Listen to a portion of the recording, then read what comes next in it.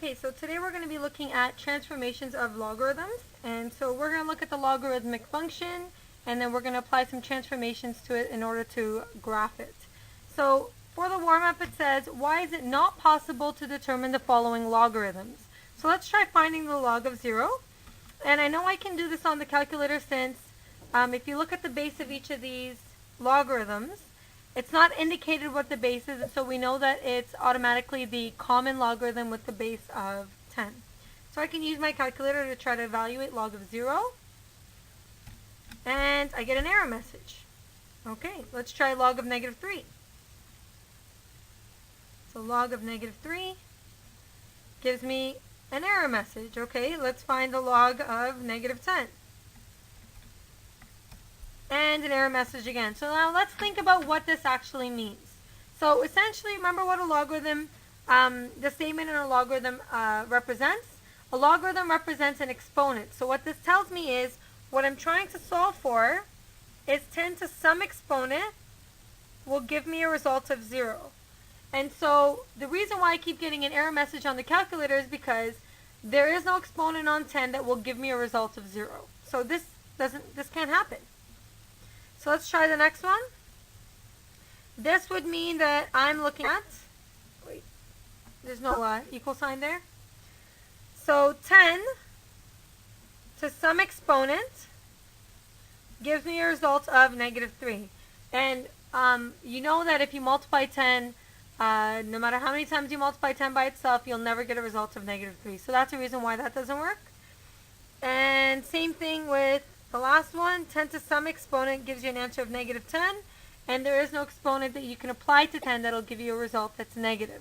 And so what this tells me right now is, when I have an answer that's either 0 or less than 0, the logarithm doesn't exist. Okay, we're going to talk about the graphs of logarithms and see how that applies to the graph of a logarithm. Okay, question number 2 says, how are the graphs of the following functions related? So we have f of x equals 10 to the exponent x. So that's your regular exponential function. And this is g of x equals log of x with a base of 10. So this is a logarithmic function. Now if I wanted to try to compare these two, maybe what I can do is try to write them in different forms. So let's try writing this in xy notation. And so I know this is y equals 10 to the exponent x. Okay, so it's just an exponential function. And this one would be y equals log base 10 of x. Now, in order to try to compare these, I'm going to rewrite this expression as an exponential form. So instead of having it in logarithmic form, we're going to change it to exponential form. So this would be a base of 10 to an exponent of y is equal to an answer x. And if we actually compare this to this, you'll notice that the bases are the same, but the exponents and the answer are interchanged. So if I interchange the x and the y here, I get x equals 10 to the exponent y, which is exactly what I have here. So what that tells me is the graph of f of x and g of x must be inverses of each other and must be reflected along the line y equals x. So I'll write that down for you. So the graphs of f of x and g of x must be reflections of each other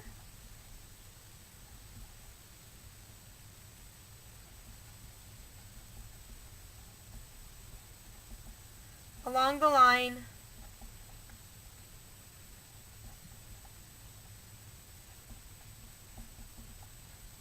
y equals x. And this is since f of x and g of x are inverses.